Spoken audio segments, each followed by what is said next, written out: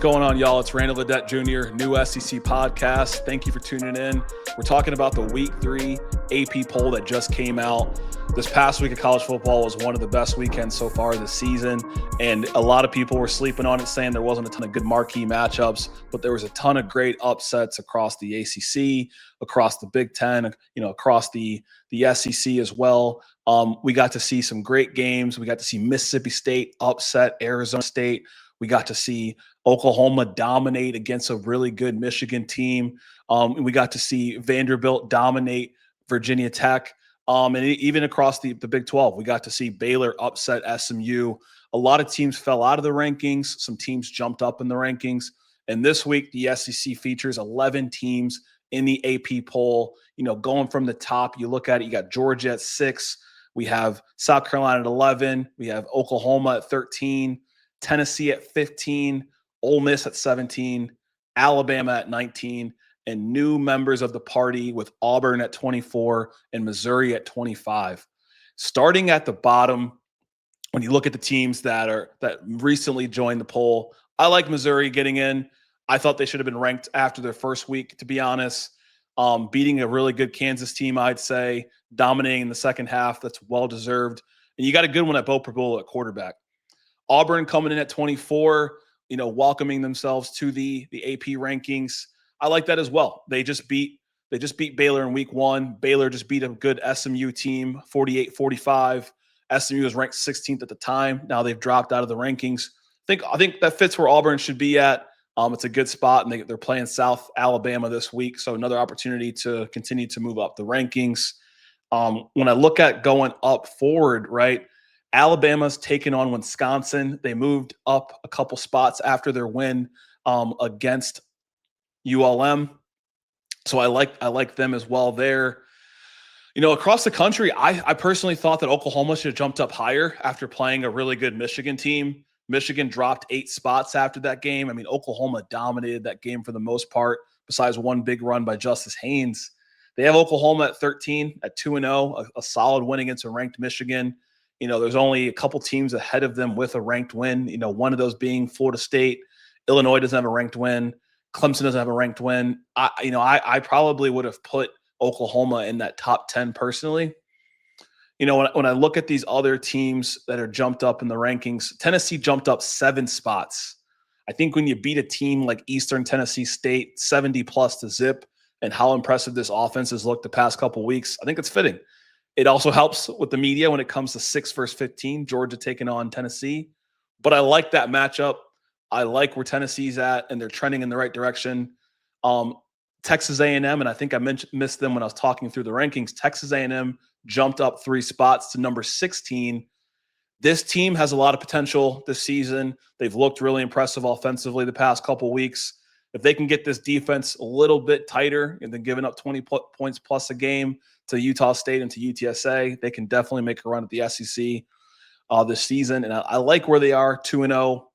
And then at 17, they have Ole Miss. Ole Miss jumped up 3 spots. I like what they did this past week against Kentucky. They didn't look as great in the first half, but the second half of the game, they really showed up. It's a good spot for them. I think 17 is fitting. When we look outside the SEC, I think that the committee got it right, or the AP got it right here. You got Ohio State at 1, that anchor win for Texas. Penn State at 2. They took care of business against FIU as expected. LSU at 3 wasn't too impressed in how they played against Louisiana Tech, but they won. No reason to jump or go down. Oregon probably had one of the most impressive wins of the season. Oklahoma State's not good, but how dominant Oregon looked in that game, 69-3. Dan Lanning's got a team there, and I'm looking forward to that matchup on September 27th with Oregon versus Penn State. It's really going to be a really good game there. Miami stayed put. They took care of business against Bethune-Cookman. They got a tough one this week with USF. And then, flipping it to USF, I personally think USF should be ranked higher. They took care of business against a highly ranked Florida team. Florida dropped out of the rankings from 13 to not even receiving votes. Or to receiving votes. They received 70 votes. But I think USF potentially could be a spot or 2 higher. I might have put them ahead of a Ole Miss potentially.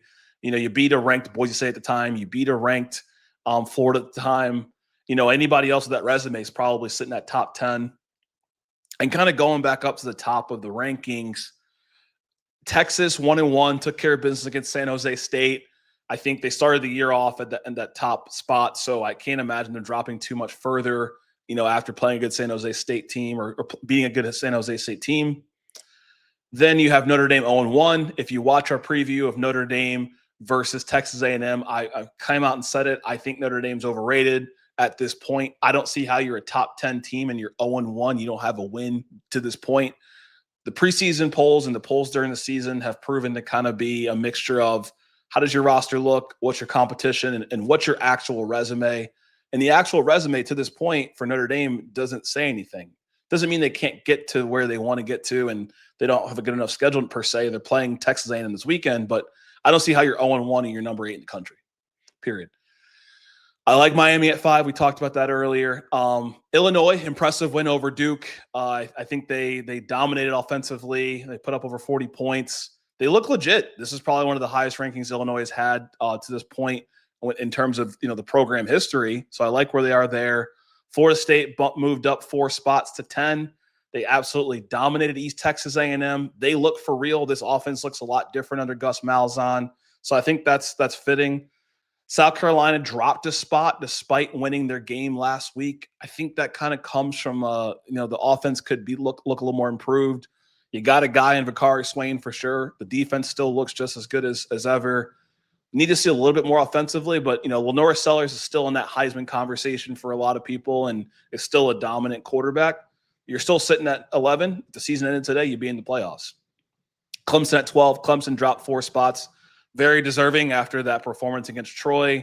Obviously, the game was close in the first half, to the point where Troy was leading the game as a G5 team. Clemson was able to pull it out 27-16.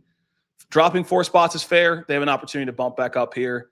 And you round it out. You got Oklahoma at 13. They moved up 5 spots from 18 after beating Michigan. I mean, Mateer's a guy, and we've been talking about it since we started recording this season. I think a lot of major media outlets have been talking about it. They got a guy at quarterback. They got a guy who potentially could win the Heisman, leads the SEC when it comes to passing yards. I like the 13. Like I said, I think they could be top 10. You can make a case to put them ahead of Clemson since they're 2-0 and Clemson's 1-1.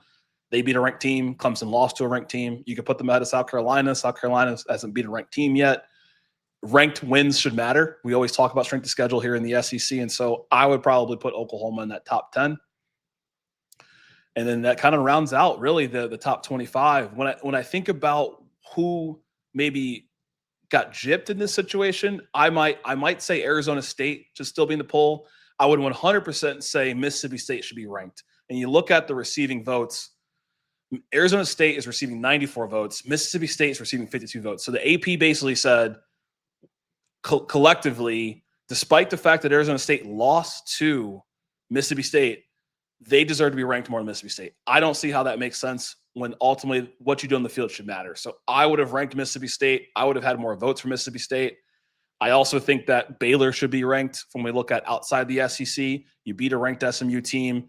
You have a quarterback that's sitting top 5 in the country when it comes to passing yards, over 400 passing yards the last 2 weeks for Sawyer Robinson.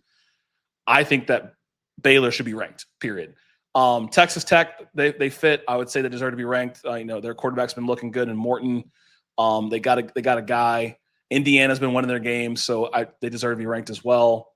When we look at who else has been receiving votes this week, Clemson's taken on Georgia Tech. Georgia Tech received 78 votes. They potentially could have been ranked. And then BYU sitting there with 92 votes. And so, the committee, they put in 11 teams from the SEC. You could argue it should have been 12. If I was to add another SEC team, I 100% would add Mississippi State at this point, and I also would consider adding Vanderbilt. But that would put the SEC at 13 teams out of 16, which would be potentially a record, honestly. But I want to know what y'all think here. Just as kind of my rundown of the AP poll, and when I think about these teams and how the games were played out this week. But I want to know what y'all think. Did the AP get it right? Who's missing? Who still deserves to be ranked? Who should be ranked lower? Who should be ranked higher? I'm Randall Ledet Jr., and this is the new SEC podcast.